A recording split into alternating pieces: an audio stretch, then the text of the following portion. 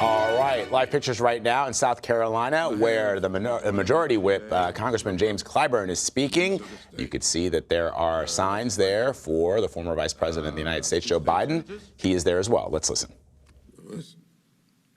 Marlon Kempson, Jerry Malloy, Jerry Malloy and I spend as much time together as I would spend, maybe as I spend with some of my brothers, most on the phone, talking about the state that we love so much and what the future of this state is all about. And I thank him for being here. Of course, Marlon Kempson and three here. Marjorie Bright Matthews. I finally got it right. I told her earlier, I keep forgetting her add-on name. I know Bright. That's their political name. And so I thank her so much for being here. And from the state legislature, from the House, Marvin Pendarvis, who's on the House member here. Yes. Marvin Pendarvis for being here today. I want to say a couple of things about why we're here. I was next door at the Nan's breakfast, and they have established an award in my wife's name, my late wife, and they decided that I should be the first recipient of that award. Emily was from a little town of Monk's Corner. We met on South Carolina State's campus come March 15th, 60 years ago. I'll always remember that date because that was the first day that I was arrested.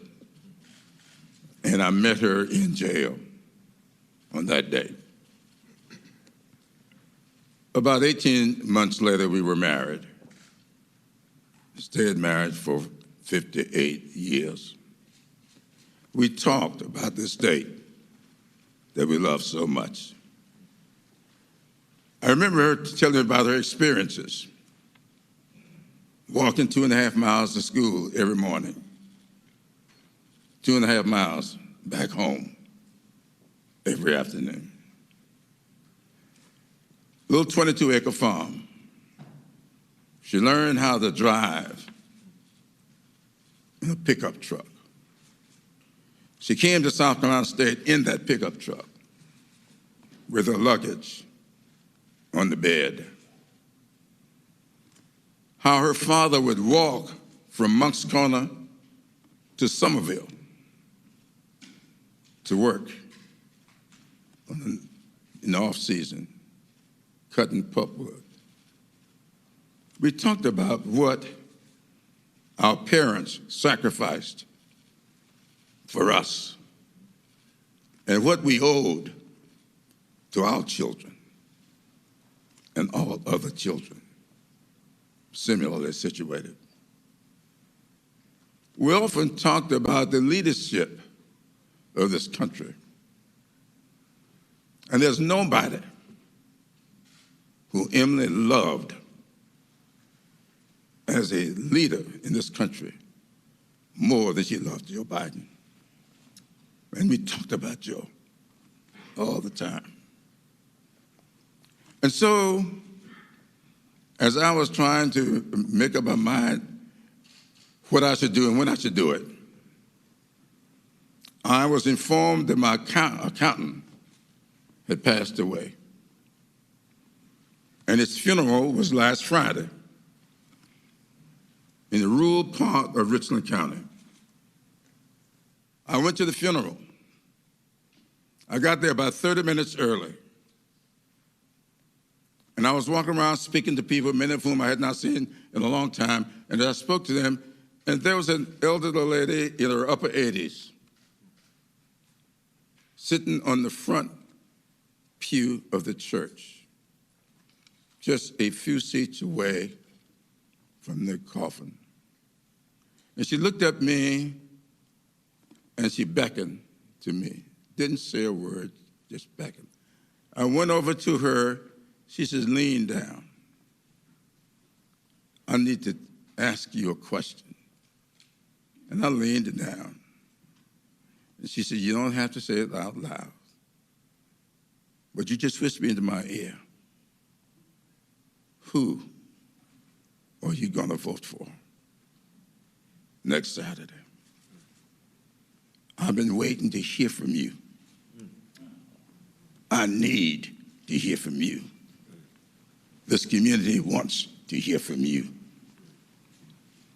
I decided then and there that I would not stay silent. Martin Luther King Jr., in his letter from Birmingham City Jail, wrote that he was coming to the conclusion that the people of ill will in our society was making a much better use of time than the people of goodwill. And he feared that we would regret, not just for the vitriolic words and deeds of bad people, but for the appalling silence of good people. The appalling silence of good people. I decided, after that experience last Friday with that elderly constituent and my background experiences and studies of Martin Luther King Jr., that I would break my silence today. And I've been saying to the media, I've known for a long time who I'm going to vote for. But I had not decided whether or not to share it with the public. But I want the public to know that I'm voting for Joe Biden. South Carolina should be voting for Joe Biden, and here's why. There's billboards around this counter. On that billboard's my pledge. A lot of people ask me, why do you do billboards? Because my late wife said to me, I don't care how many TV ads you run, I don't care how many radio ads you run, when you run for office, I want to see billboards. That's why I do billboards. And one of my colleagues came and says, this is the first time I've seen a political billboard with no picture on it. Why isn't your picture on the billboard? That's because it ain't about me. That's right. It's about the message on that billboard. And the message is simply this: making the greatness of this country accessible and affordable for all. We don't need to make this country greater, and this country is great. That's right. That's not what our challenge is. Our challenge is making the greatness of this country accessible and affordable for all. If it's health care, is it accessible? Is it affordable? Education, is it accessible? Is it affordable? Housing, energy, making it accessible and affordable. And nobody with whom I've ever worked in public life is any more committed to that motto, that pledge that I have to my constituents than Joe Biden. Joe Biden and I used to spend a lot of time doing TV stuff together. We got to know each other. I know Joe. We know Joe. But most importantly, Joe knows us. That's right. That's right. That's important. Everybody think about Brown v. Board of Education. He may have started here in South Carolina, but Brown v. Board of Education, 5 cases. One was from South Carolina, one was from Virginia, one was from the District of Columbia, one was from Kansas, but the 5th case was from Delaware. We have discussed thoroughly Gephardt, the Gephardt case from Delaware, and the Briggs case from South Carolina. That's how well I know this man. I know his heart. I know who he is. I know what he is. I know where this country is. We are at an inflection point. On that day that I met Emily, I went to jail around 10 o'clock in the morning, and I was discharged from jail, bailed out around 5:30 in the evening. When I sat in jail that day, I wondered whether or not we were doing the right thing, but I was never fearful of the future. As I stand before you today, I am fearful of the future of this country. I'm fearful for my daughters and their futures, and their children and their children's future. This country is at an inflection point. It is time for us to restore this country's dignity, this country's respect. That is what is at stake this year.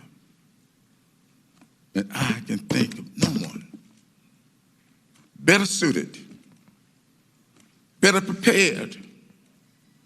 I can think of no one with the integrity,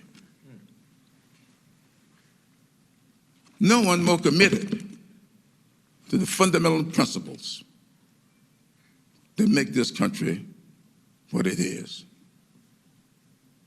That my good friend, my late wife's great friend, Joe Biden.